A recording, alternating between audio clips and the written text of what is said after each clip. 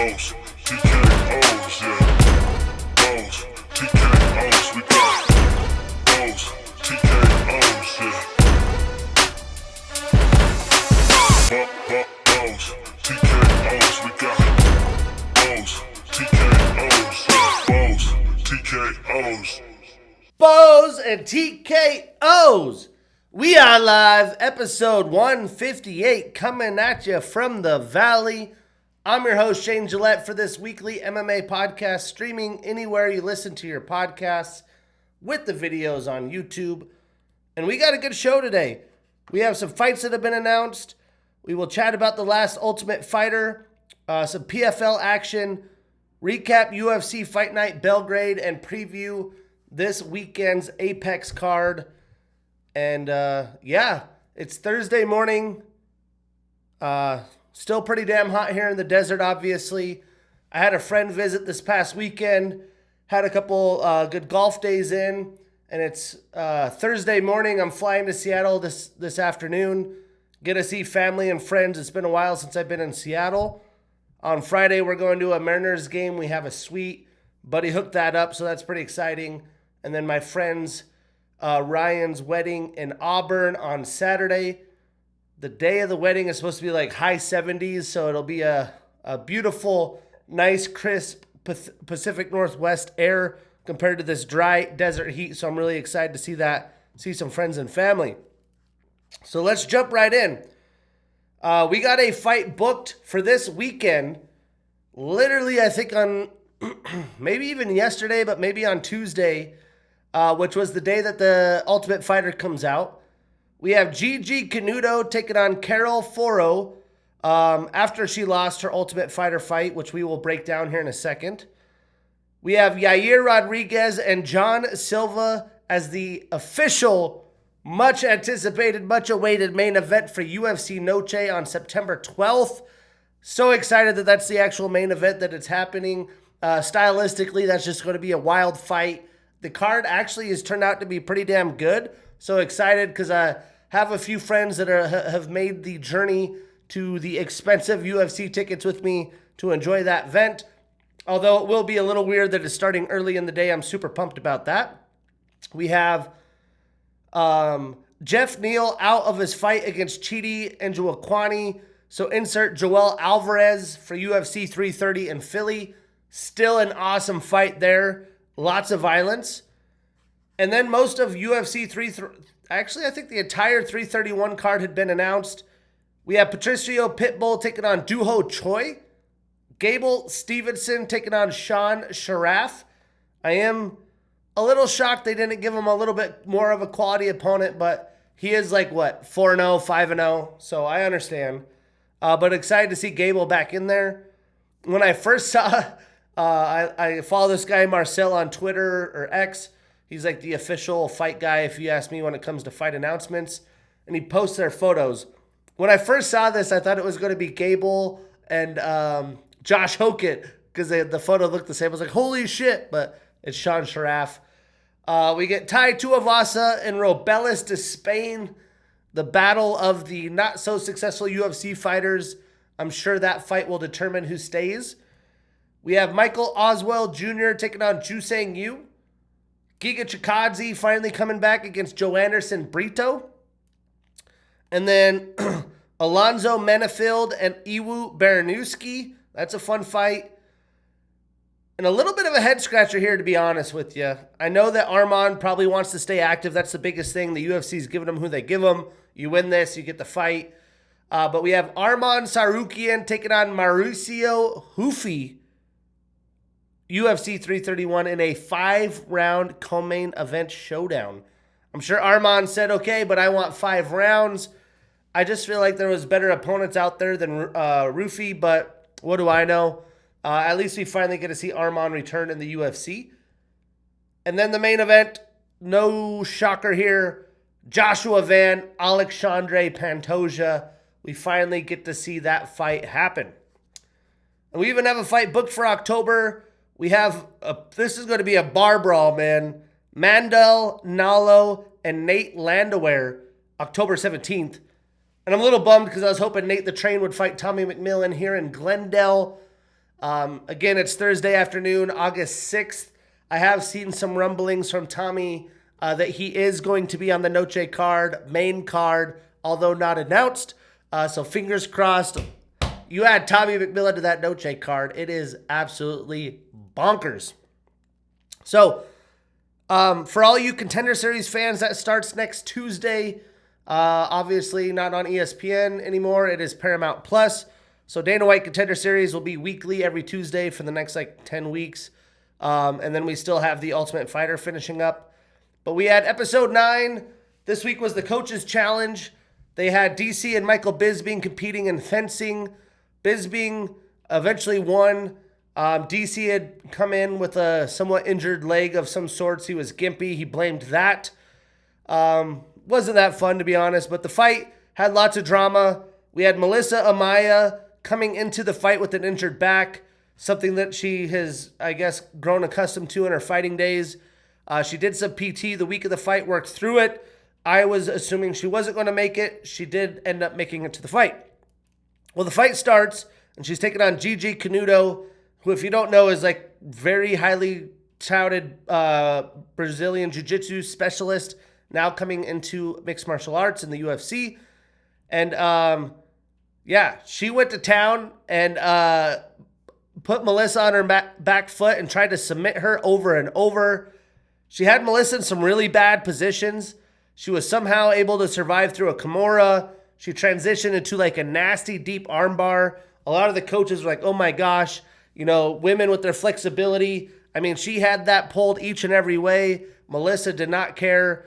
And Gigi continued to put Melissa on her back foot as she scrambled out. And it was really just, we're in Gigi's world. What is Melissa going to do about it? But with about 30 seconds left in the first round, Melissa was able to get out and get on top. And you could tell Gigi was just gassed. I mean, she's storming in, shooting takedowns after takedowns, deep submission, giving it her all, another deep submission, giving it her all, getting back up, putting her back, going takedown. But with how young and in good a shape she is, I am surprised she gassed. But I mean, she blew her wad in that first round. And when Melissa got on top, she's just throwing nasty ground and pound. And you could tell Gigi's just kind of accepting the position. And it was crazy because when she got out and got to the middle, Melissa threw a nasty calf kick that just sweeped her. And that was pretty much the end of it. Poured on some ground and pound after being completely gassed. What a hell of a gritty performance by Melissa Amaya. This girl is going to be a problem. I do think she's going to win it. I hope she does end up in the UFC, whether she gets first or second, because I think she could compete in the UFC right now, and she's a gritty, determined fighter. So next is probably the most hyped fight of the season, in my opinion. We have the really good grappler for Team Bisping, Illenbeck, taking on Xavier, who again had already fought David Martinez in Contender Series. That's probably a championship level fight, although they got put in the semifinals. I think the winner of this will win the bantamweight tough title. But we also had PFL, consecutive weeks of PFL. We had PFL New York. We had Usman Nurmagomedov with a round 1 TKO over Archie Colgan. Big Archie guy, came from Wyoming wrestling alum. Very well-rounded, heavy-handed fighter. If you guys aren't PFL fans, we assumed he would be able to test Usman at some point. Well, Usman, I feel was just timing a kick for when Archie would change levels. Archie went to change level, question mark kick, boom, right on the head. Quick first-round finish. Usman now a free agent. I hated the PFL production. Jake Paul getting into the octagon. It just seemed like he was making it about him and trying to pitch Usman. They didn't let Usman have his moment. The event itself wasn't great, but that was a holy shit moment. Usman's stock at an all-time high. I hope he comes to the UFC. A lot of people are talking about he could be the lightweight champion in the UFC.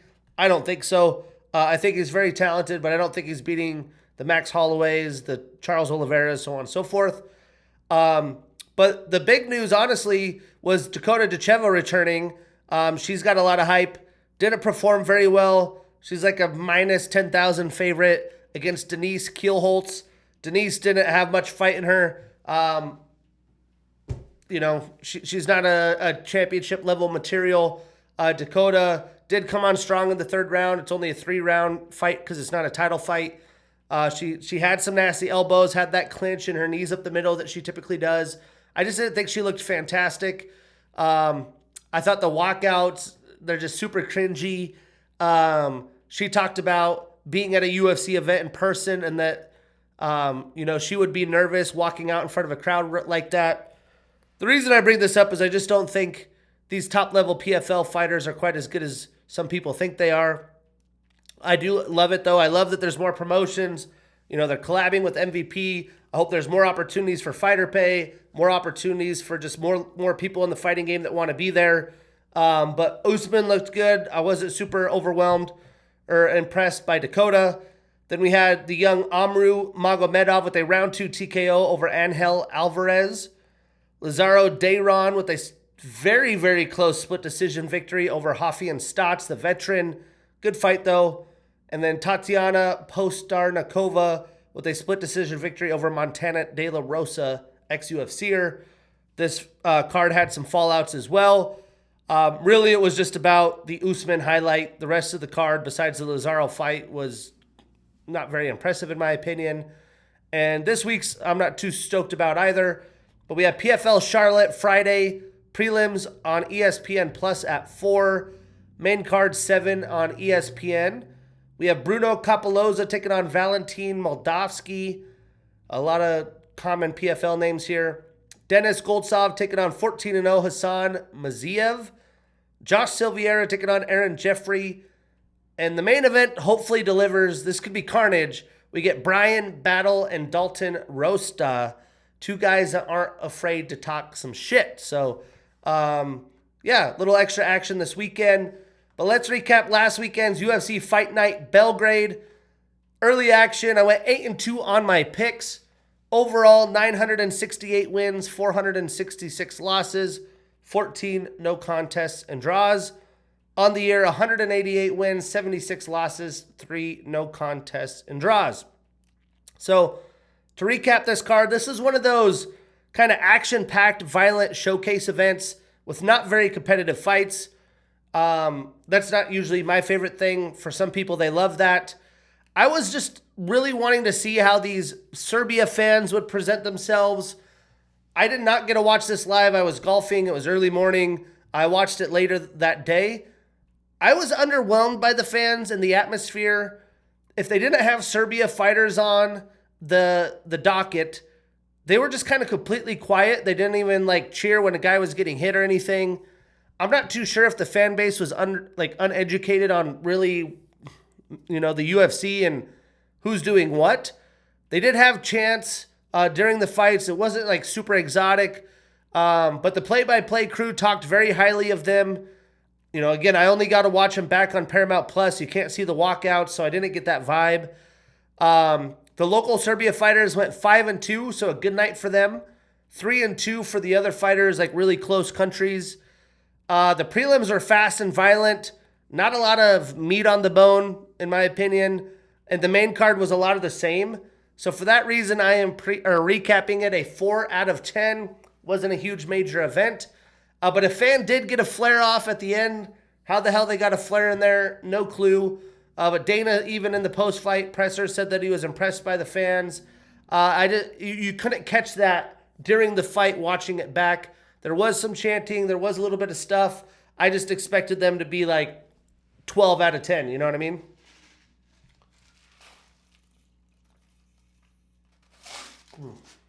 Coffee's good.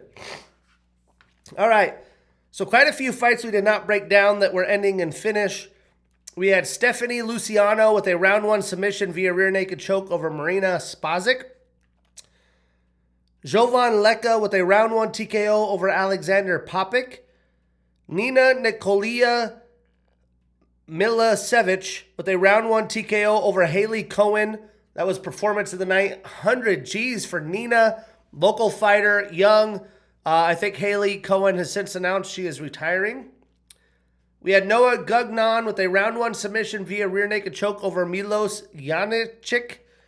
We had Gilbert Urbina with a round 1 TKO over Vlasto Chepo. Performance of the night, 100 G's for Mr. Gilbert. I'm sure that's a big payday for him.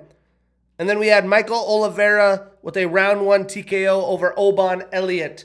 A lot of these, complete domination. You like violence, that's great.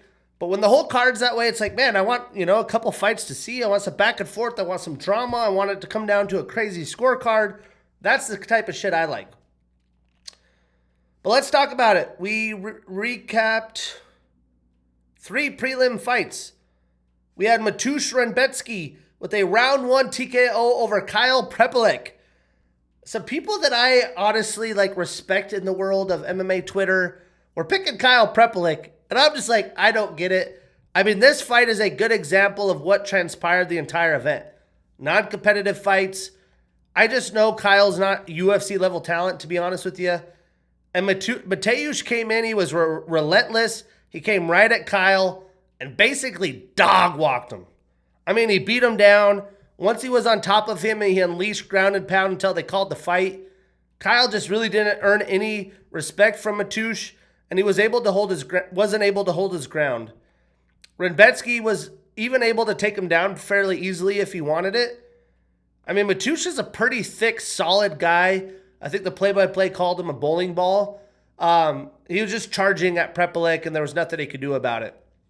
Statistically, Mateusz landed 132 total strikes, 75 of them significant, all in one round, with a takedown and 4 minutes and 4 seconds of control time.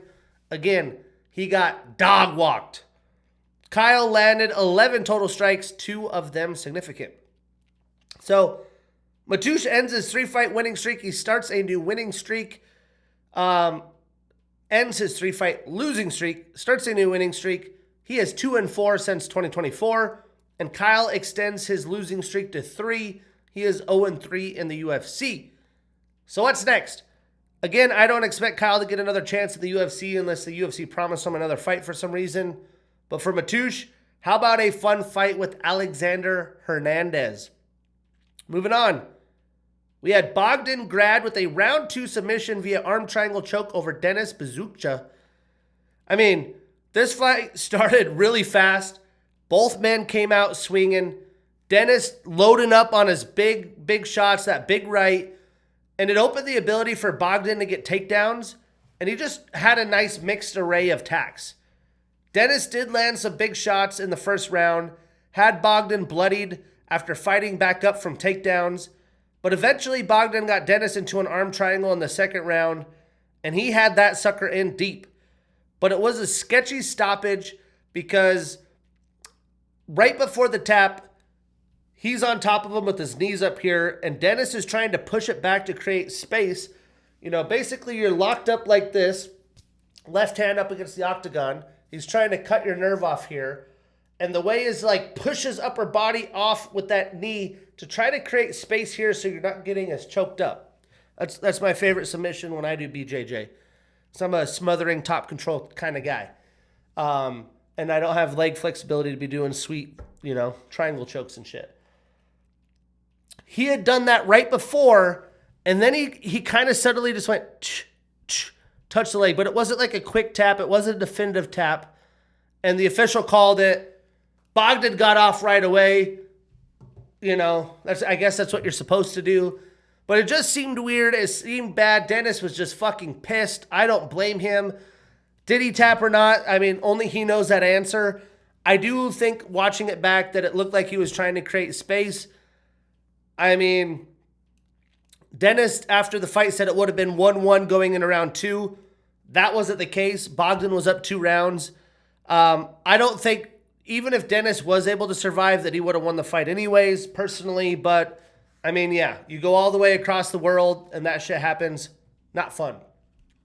So, statistically, Denis landed 68 total strikes, 46 of them significant.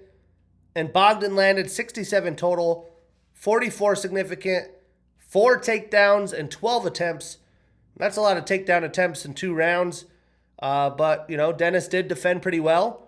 2 submission attempts and 4 minutes and 24 seconds of control time. So Bogdan ends his 2-fight losing streak. He starts a new winning streak. He is 3-2 in the UFC. And Dennis extends his losing streak to 3. He is 1-3 since 2024.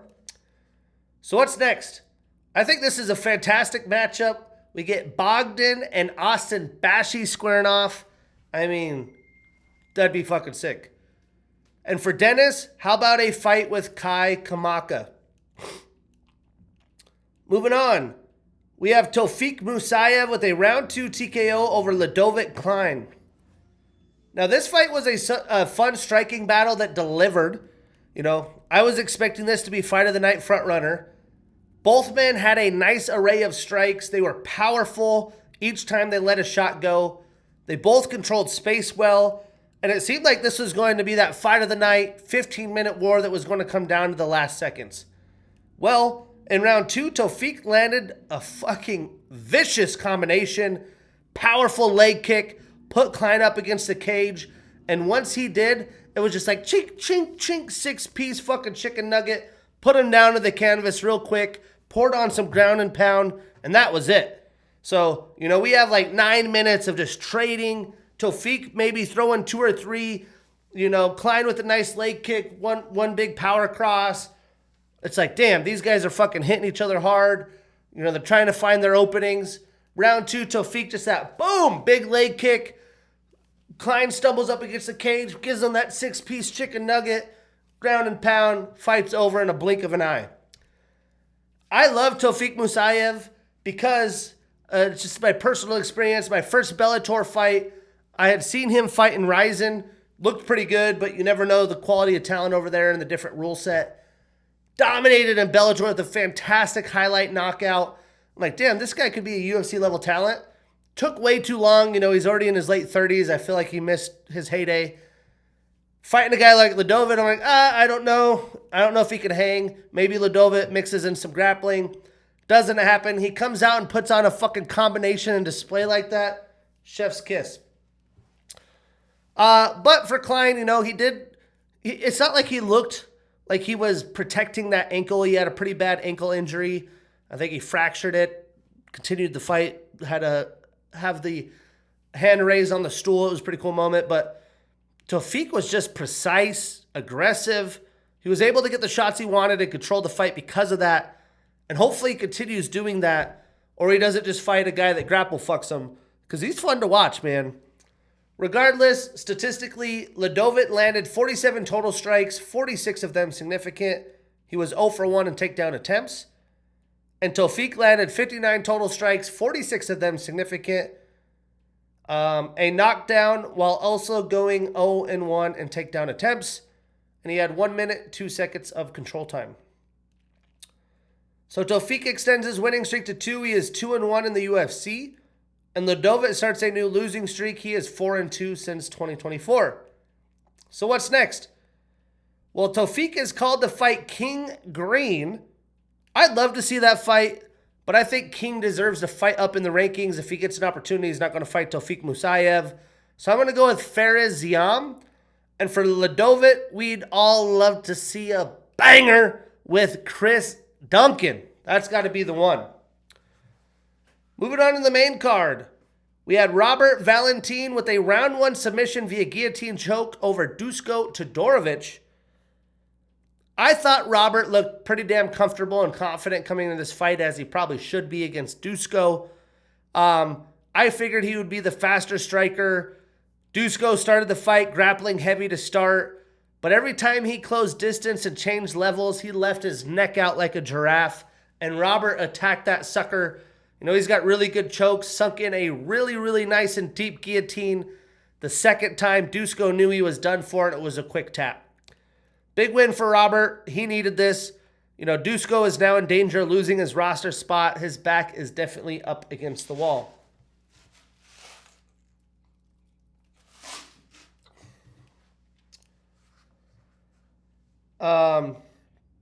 Statistically, Dusko landed only 1 total and significant strike. He had 2 takedowns and 3 attempts in a minute of control time. Robert landed 13 total strikes, 1 significant with a takedown, 2 submission attempts, a reversal, and 2 minutes and 37 seconds of control time. Robert extends his winning streak to 2-3 in the UFC. And Dusko starts a new losing streak and is 1-3 since 2024. So what's next? I think Robert and Zach Reese is the fight I'd make. And for Dusko, I'd go with DeJordan Santos. Moving on, we get the heavyweight debut of Aleksandar Rakic. And he got a unanimous decision over veteran Marcin Tybura. You know, I was back and forth with how Aleksandar would look at heavyweight, but I was very intrigued. He did seem quite a bit thicker, kind of like Robert Whittaker moving up. You're just filled out more in the midsection. But he was definitely smaller than Marcin, obviously way more athletic and faster. But Rakic, like he typically does, came out hot, landed big shots, continued to push Tybura backwards. He mixed in some nice kicks very well, and looked like he might even get a finish early. Well, Marcin was able to weather the early storm and pretty much take everything Rakic had. After round one, Rakic started slowing down. I thought he should have been more aggressive, taken some more chances, but he just stayed at range. The rest of the fight kind of picked his spots with a lot of kicks. But once Marcin would get pressured up by the cage, he would kind of storm forward with a heavy 3-to-4 strike combo to push Rakic back. But that's all he really did for the fight. Every time he looked to get Rakic down, Rakic was able to elude him. I just wasn't really impressed. Rakic comes out hot in the first round, damn near puts him out. Marcin's not an easy guy to finish. Has 10 minutes to make a moment and just stays at range and kind of picks at him. I just wasn't overly impressed. You know, I don't think he's going to be a heavyweight champion. Marcin continues to lose. You know, he's going to be out of the mix at the top of the division. He's 40 plus years old. He's got to be close to retirement. He was competitive, to give him credit. He didn't look washed by any means. But his best days are past him. And Rakic, a big question mark in the heavyweight division for me. Statistically, Aleksandar landed 83 total strikes, 71 of them significant. He had 3 minutes and 11 seconds of control time. And Marcin landed 37 total, 33 significant. He was 0 for 2 in takedown attempts. So Rakic now ends his 4-fight losing streak, starts a new winning streak, and enters the heavyweight rankings at number 11. What a world to be in. You're on a 4-fight losing streak. You win 1, you're ranked to almost top 10. Marcin extends his losing streak to 3. He is 3-4 since 2024 and drops 1 spot to number 14. So what's next? I think I would go Rakic and Tyrell Fortune, both, ranked right next to each other. And for Marcin, how about the winner of Shamil Gaziev and Kennedy and Shekwaku? Now in the co-main. If you don't know, now you know. Navajo Stirling with a round 1 TKO over Jan Blachowicz. Performance of the night, 100 G's to Navajo. I mean, Navajo was flowing in this fight early. When he had Jan in the middle of the octagon, he landed the perfect fucking straight right, wobbled Jan like crazy. As he was coming forward, he's like shoulder to shoulder distance, he just shoves Jan, which is a fucking thick, massive human being, falls on his back up against the cage, comes in and just fucking grounded pound, gets it to his guard, and just fucking, dude, this high fucking elbow that he landed right on his orbital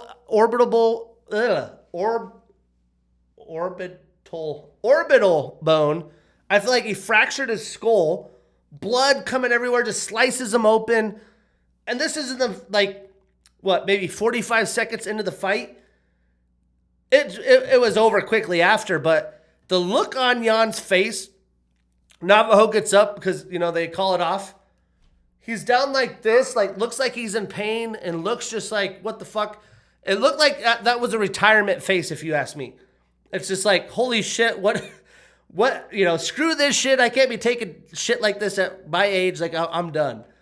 And man, Navajo, he's had a lot of slack, a lot of haters coming into this fight. He's going to get fraud checked. He's not ready. Welcome to the big league, son. What a fucking display. I thought Jan would test him. I thought Jan was going to use some nasty leg kicks and chop suey that leg. he didn't even stand a chance. I mean, that straight right was textbook on the money. Jan wasn't ready. Navajo, Stirling, son. And again, crazy finish. I would have liked to see that played out a little bit more. That's just the guy I am. But statistically, Jan only landed 6 total strikes, 3 significant. Navajo landed 36 total, 35 significant, 0 for 1 in takedowns with 1 minute and 4 seconds of control time. So Navajo extends that winning streak to 11, 7-0 in the UFC since 2024. He's been active. He moves up 10 spots to number 5. Sheesh. And Jan extends his losing streak to 3. He is 1-3-2. What a weird record. Since 2022, drops 5 spots to number 9. I think he's due for a retirement fight. What's next? I mean, after that win, I think you have to go with Yuri. Navajo and Yuri, I mean, he put on a fuck. It was like when Sean O'Malley got the leap and fought Petr Yan. Like, okay, we're giving him the title. I think Navajo gets the best opponent available. I think it should be Ankalaev and Paulo for the interim. Yuri has already fought Khalil, so I think that makes sense. And for Jan, hey, let's do a dance with Robert Whittaker. Little retirement fight. Robert gets a leap up, gets another test at light heavyweight. That's what I'm doing. Then in the main event, don't blink. Uros Medic, round 1 TKO over Daniel Rodriguez. Another performance of the night. 100 G's for the main eventer from Serbia. The story here is simple. I mean, Daniel getting back into the octagon so quickly, 3.5 months after getting out of Mexico prison, where he was for 9 months. It didn't work out for him, obviously. Uros came out to take his head off, and there was nothing D-Rod could do about it. He walked right into a nasty left hook, and before Daniel could, big left hook obviously rocks you. You try to, move and do something. Before he could gather himself, Uros was landing 4 strikes. D-Rod goes down. He storms to him and, soccer kicks him in the ribs. Brutal shit, these 2 fights. I feel bad for Jan and Daniel, man. Not only does he get his ribs soccer kicked, but then he just pounds him and D-Rod covers up. He's had enough. Travel all the way across the world. Crazy highlight victory for Uros on home turf. Brutal loss for Daniel.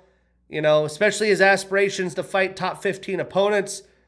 He's talked about, I just listened to his Joe Rogan podcast. Being in prison, you don't have good nutrition, lack of protein, especially as a professional athlete. He got kind of malnutrition and got thinned out. So he's got to, spend some time, put some muscle mass on. But I do think his best days are past him as well. Uros Medic, though, man. Watch out for this guy. One of the best left hands in the game right now. Uros landed 11 total and significant strikes with a knockdown. Daniel landed 1 total and significant. So Uros extends his winning streak to 4. He is 5-1 since 2024. Moves up 2 spots to number 12. And Daniel ends his 3-fight winning streak, starts a new losing streak. He is 3-2 since 2024 and stays at number 15. So what's next? Well, Uros is on a tear. I think we need to mix up the top of this division. So I'm putting him in against Bilal Muhammad. And for Daniel, time to run it back with Kevin Holland. If you don't want to, then fight Randy Brown. But yeah, Uros, Navajo, they stole the show. Tofiq, pretty nice performance as well. Just a lot of domination. This weekend, back to the Apex, UFC Fight Night, Vegas 120. Prelims 2 p.m. Pacific, main card 5 p.m. Pacific, all on Paramount Plus. Every card, there's something that pulls you in that I'm like, I got to tune in. At least, the main card for some of these fight nights or lower level cards that I'm rating so low. I have a wedding on Saturday. I'm not going to watch this. I could care less, honestly. Not a big deal. I could watch it on my free time. But this is a snoozer of a card, and I never say that. I'm a hardcore guy. I'm always backing up the UFC.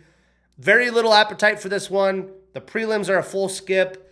The final 2 fights are fun. Some interesting storylines. Not a lot, not a lot of enjoyment here. And it's at the Apex. That's appropriate. I'm only previewing this a 3 out of 10. And to be honest, we're only previewing the main card with 3 fights. That's how much I think of this card. On the prelims, some good fights we will not break down. We have Manuel Sosa taking on LFA alum Richie Miranda. Probably striker versus grappler, but 2 high-quality guys getting into the UFC.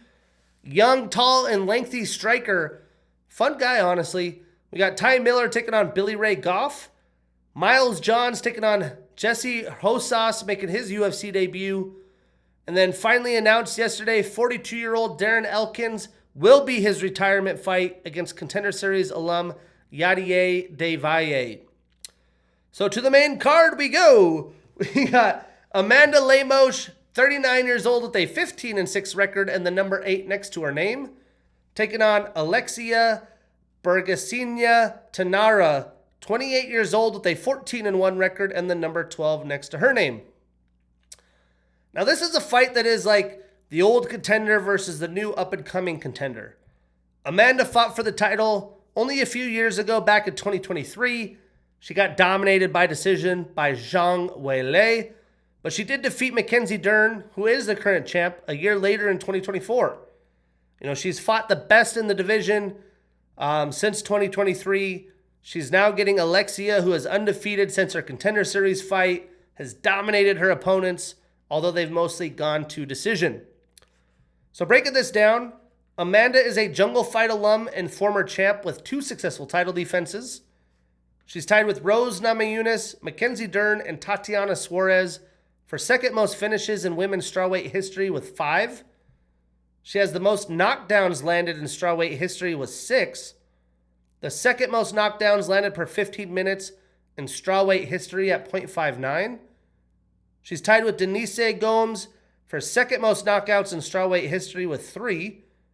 She's on a 2-fight losing streak and is 2-3 since 2024. 8 of her 15 wins are via knockout. Alexia is a Jungle Fight and Contender Series alum. She's on a 12-fight winning streak and is 4-0 in the UFC. 8 of her 14 wins are via submission. Now this is going to be an interesting test for Alexia on the feet, because Amanda, obviously, with those accolades, she's got some serious power in her hands. Lemos has improved her grappling defense over the past few years, but she still is susceptible. So I'm sure Alexia tries to mix things up and go for takedowns. But I think Amanda has a real chance of getting a finish. But I think Thainara will be moving a lot, using her length, keeping that distance. If Amanda can avoid being taken down and held down, then the young Thainara is going to have a long night ahead of her. But I am taking Alexia. I am putting her on that parlay. We marking that ish down, and we getting that bread. 39 years old in women's MMA is like 44 in men's. Now we have Diego Ferreira, 41 years old with a 19-7 record, taking on Billy Quarantillo, 37 years old with an 18-7 record. Now both of these men still have a lot of fight of that left in them, although 41 and 37, they're past their primes. They are definitely both in desperate need of a win. But they do make for a fun stylistic fight. This could easily be fight of the night. Billy hasn't fought since 2024 and has not won since August of 2023. Diego is mostly a boxer. He is well-rounded. Billy much of the same, but I think is going to have the speed advantage. Diego will probably have the power and jiu-jitsu advantage. They'll probably both look to mix things up a little bit, but neither men utilize leg kicks as much as I think they should. So mostly a boxing-heavy fight, I think, is in store. Breaking it down, Diego has a BJJ background with a third-degree black belt. He won gold in the 2008 No-Gi Worlds. He's a Legacy FC alum and former champion. He's on a 2-fight losing streak, 2-2 since 2023. Hasn't been very active. 2 of his last 4 fights, though, have been performance of the night. He's showing up. He's showing out. 7 of his 19 wins are via submission, 5 via knockout, so 12 of his 19 wins via finish. 4 of his 7 losses are via knockout, and he has a 4-inch reach advantage. Now, Billy has a black belt in BJJ. He's an Ultimate Fighter, King of the Cage, and Contender Series alum. He's on a 2-fight losing streak, is only 1-3 since 2023, hasn't been very active either.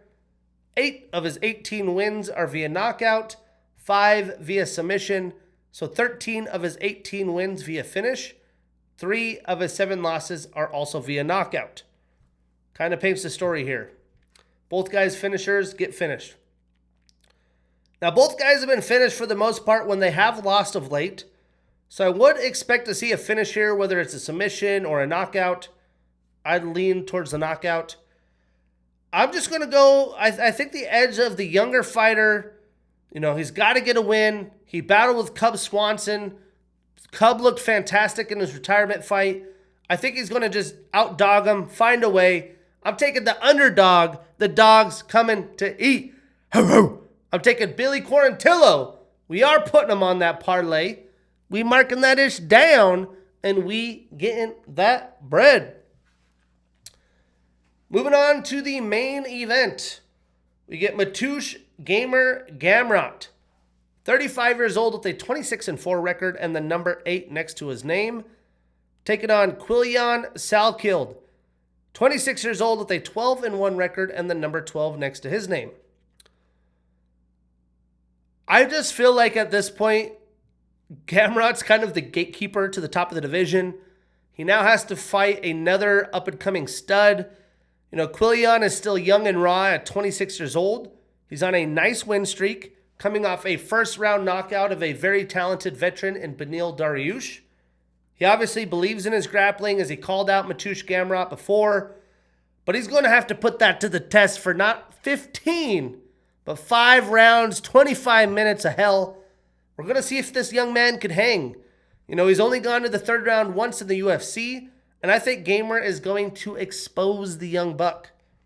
Breaking it down, Mateusz has a submission grappling and freestyle wrestling style. He has a southpaw stance. He trains out of American Top Team with a black belt in BJJ. He has the fastest submission by Kimura in UFC history. It only took him 65 seconds against Jeremy Stevens. He's a KSW alum and former champ with 3 successful title defenses. He was a 2 weight class champion, and he's also a Cage Warriors alum. He's on a 1-fight winning streak and is 3-2 since 2024. Quillan has an orthodox stance. He has a black belt in BJJ. He's a Contender Series alum. 4 of his last 5 fights have been Performance of the Night. The young buck showing out and showing up and showing out. He has the 2nd fastest knockout victory by a debuting lightweight in the UFC. It only took him 19 seconds against Anshul Jubli. 2025 Newcomer of the Year. 2025 Knockout of the Year finalist against Nasrat Haparis. That head kick was vicious at UFC 321. He's on an 11-fight winning streak. 6-0 in the UFC since 2024. 5 of his 12 wins via knockout. 4 via submission. So 9 of his 12 wins via finish. And he has a 4.5-inch reach advantage. Now, Quillan is as confident as you get. It makes sense. But Mateusz isn't going to be scared of him. He's going to find the holes in his game, take advantage of them. Gamrot is an elite grappler in the UFC because of the way he chain wrestles. He's got the cardio to back it up. Blast double, doesn't get it. Come single the other way. Come back single, sweep, get the body lock. Like he's fucking going to town. He has showcased improved striking, although he's at the edge of his prime. I think if he wants a chance at one last run, he's going to have to get a win. So, there really is a lot on the line for him, as, he should probably be fighting up, not Quillan Salkilld, but the world of a grappler in the UFC. I do think Salkilld loses his fight. It's not going to affect him. Just kind of protect him from fighting the top level competition. You beat Gamrot, you're right there, right? He's still so young. But Mateusz was able to outstrike Esteban Rabovic and Ludovic Klein. So I do think he will be able to hang on the feet. I think he's just going to have to weather that first round storm. Quillan is a longer striker, has more knockout skills with the striking. And Quillan is coming off 3 first round finishes. So Mateusz is going to have to look for takedowns early. If he does get one, it's going to be a long night for Quillan. I'm sure Quillan is going to be looking to time knees, some uppercuts up the middle early to try to catch him on the entry. Regardless, I'm taking Gamer. I'm taking Gamrot. We are putting him on that parlay. We marking that ish down, and we getting that bread. So yeah, pretty skippable. You got events like me. I got a wedding. I'm going to be dancing. I'm going to be drinking. But next weekend, back to premium content. We get the numbered event, UFC 330, Philadelphia, Pennsylvania. Not one, but 2 belts on the line. We finally get Islam Makhachev and number 1 ranked Ian Machado. Gary, just a little preview. Gary's going to get smoked. And then we get Mackenzie Dern and 5th ranked Jillian Robertson. It's a fun card. Ton of legacy on the line here. That's episode 158. I'm your host, Shane Gillette. See you next week.